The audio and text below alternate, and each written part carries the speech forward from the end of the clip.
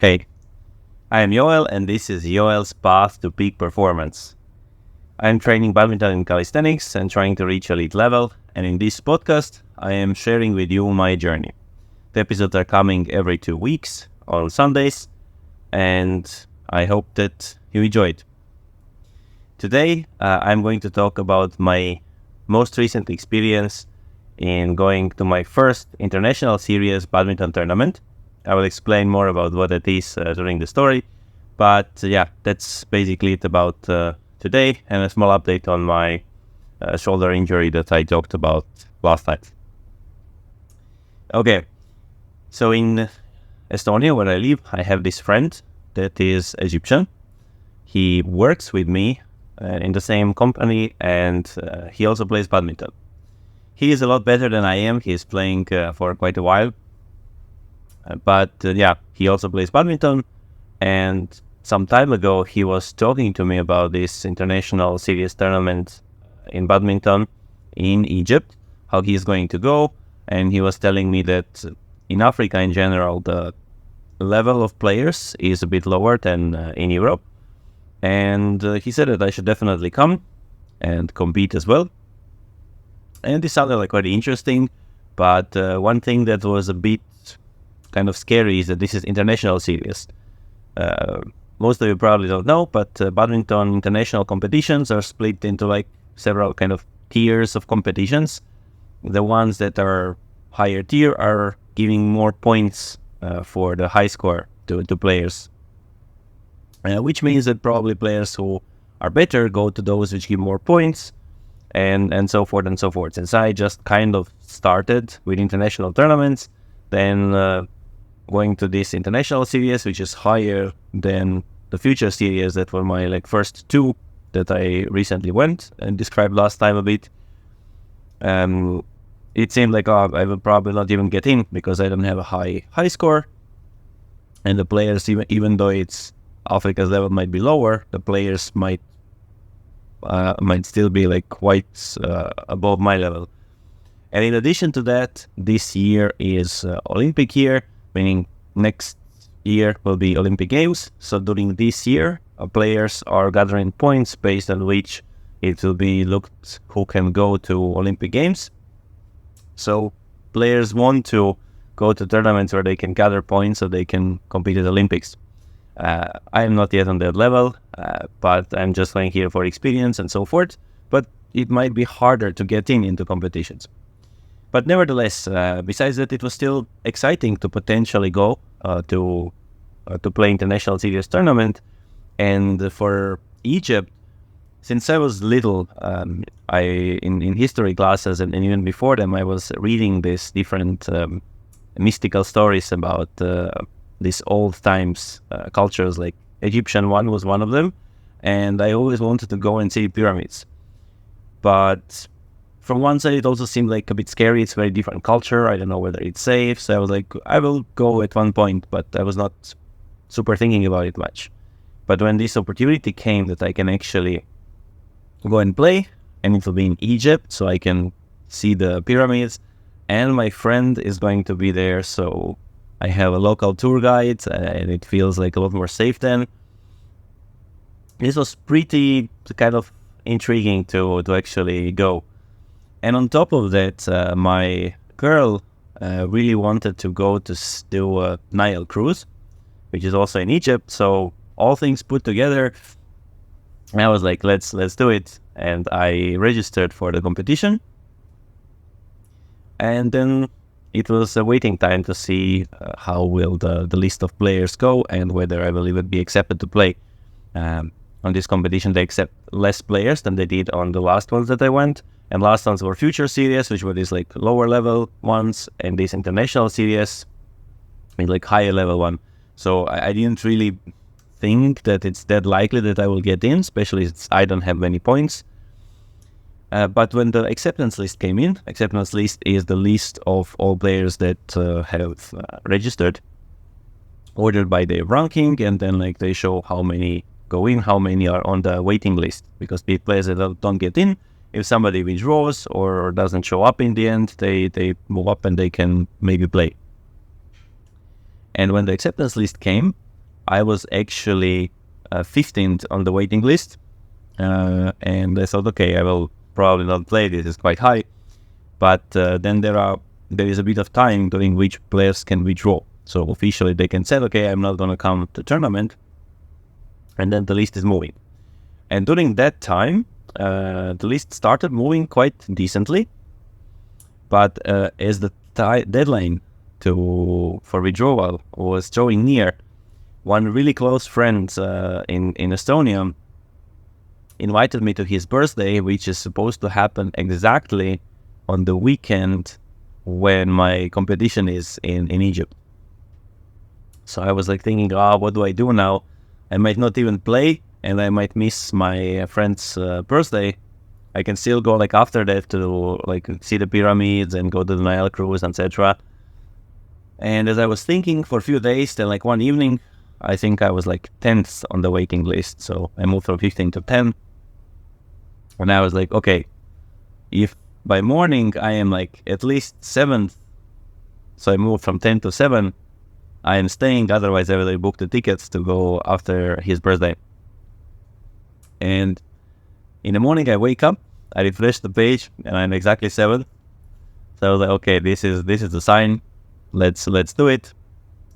And then as the last few days went on, for the deadline of this withdrawal, when it passed, I ended up first on the waiting list. So I moved quite high, but I was still on the waiting list, which is not yet that bad, because this withdrawal deadline is for official withdrawals. So meaning that this is the deadline until which you can say, hey, I'm not coming, and then you don't need to pay like any fees and anything. But people can still decide not to play even after that deadline, except then they will maybe have to pay some fines and whatnot. And my coach said that if I'm first on the waiting list, that I'm definitely playing, because always somebody drops out. So I was like, cool, that's great. But since I don't have yet experience with that, then I was still like, it seemed like a bit like maybe it doesn't happen and so forth. But I packed my stuff and I went with the original plan to Egypt to be there in time for the competition.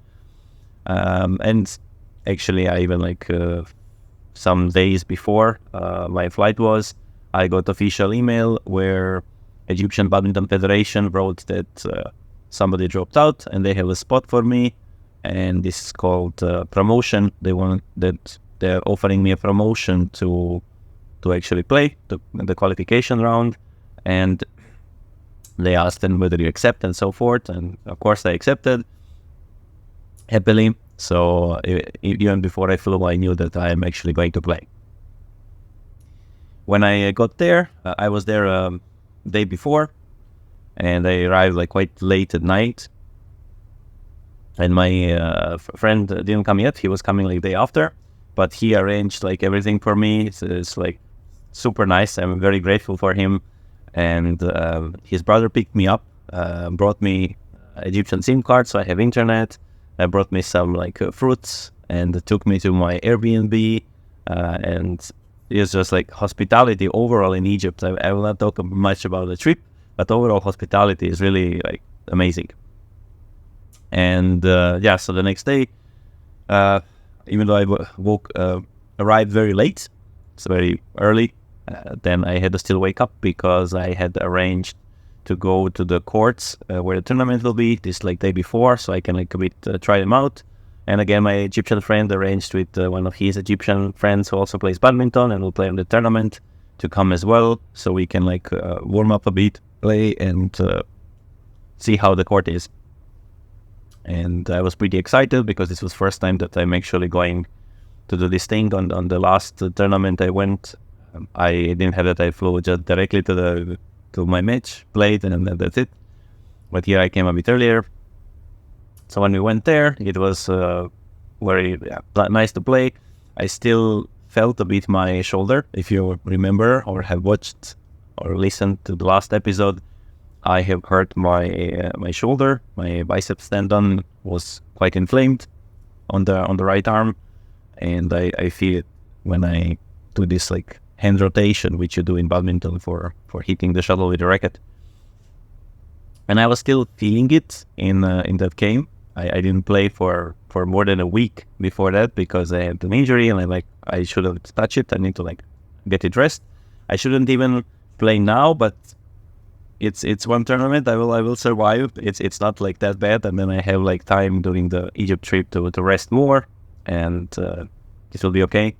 But yeah, during that day when I was warming up a bit, I felt it, and later when we played, it was not that bad, and I was hoping, okay, now it's fine. I hope that when it cools down, that it's not worse, and that I can actually play the day after. And the day after, it was fine. I didn't feel anything. When I was going for my match, compared to the previous times, I felt a lot less nervous. So as I was saying, maybe, yeah, for the last tournament, going to this court, there are few courts, not like here 4. In the last one there were also only 4, and then there are this big hall where there are also spectators sitting and watching these games, and they are officially calling your name that you're now going to play, and then you have this procession where you walk to the court with the judge and stuff. And when I went first time and even second time, it was really scary. I was really nervous. This time I was a lot less nervous. It's still not gone, but yeah, still bit of a stage fright, but a lot better. However, somehow I was not really present with the game. I didn't feel like I'm really there, just with the shuttle, knowing what's going on. In the previous tournaments, I felt that I was really doing well. I was really nervous, but I was kind of present. I was easily able to take any shots and so forth. And here I was kind of, I don't know how to describe it, but I feel that I didn't play that well. Lots of things that were going pretty bad in last tournaments, where shuttles were flying so much, a lot out on the back, etc. But this time here, it was not really happening. Shuttles were going like that nicely, but the quality was not so good. I was sometimes almost I'm sleeping when the opponent hits the shuttle, and I'm seeing it and watching it go, and then just watching it until it touches the ground, not moving. It's I don't know. I guess it happens sometimes. You cannot every time be fully focused and present. But yeah, and even though I was not really happy with the way that I played in terms of my presence with the game, I think that this hitting of shuttles, not going out, but being in the court and so forth, this was a lot better than in previous tournaments, and my score was also a lot better than in the previous tournaments. So I guess that if I am fully present and not super nervous, that even with my current badminton skills level, I can probably beat some players. So this at least sounds encouraging, even though, yeah, I still currently lost all the matches that I played on my few tournaments that I went to. And even though I cannot expect it, the wins there, it still feels a bit kind of not so nice when you are losing constantly. But I need to get experience, I need to train more, improve my skills, and then wins will come. One interesting thing that I actually forgot to mention is that the person that I played with, my match, was this Egyptian's friend who I did this testing of the court the day before.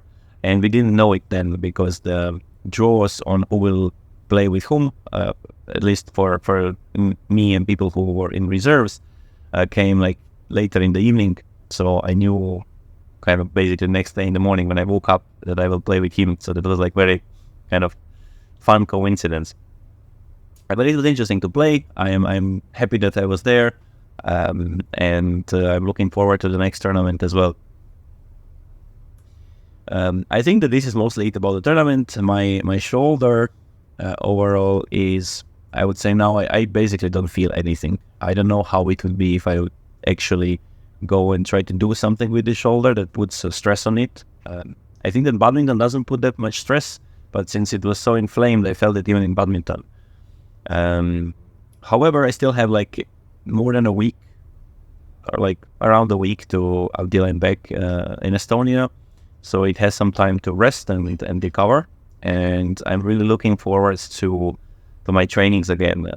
I usually train 2 to 3 times per day at least, and now like having few weeks of like basically zero training feels somehow so strange. It's like, I don't know, unimaginable, and I really miss training. Even though here it's really amazing, and I'm enjoying my time, but yeah, I really miss training, and I'm looking forward to continuing and starting again, however you want to call it, when I'm back. And yeah, I will have like a week basically of training before the next podcast here, so I will next time be able to tell you how the experience is after having an injury, like getting back, and after a small period of time without training, how I feel, how things are, how is my strength level, how is badminton, and so forth. So this might be something interesting to see for you. Anyway, I think that this is it for today. I am in a different setting now because I'm in this Nile cruise at the moment. So next week, in 2 weeks, we will be back in the regular scene. But in the meantime, please write in the comments like what are the things that maybe you would like to hear more about in this podcast that I haven't talked about or have briefly mentioned, but you would like to hear more details and so forth. And overall, if you have any comments, feedback, please share to help me improve this podcast and make it better. And until next time, have a great time, and see you in 2 weeks. Ciao.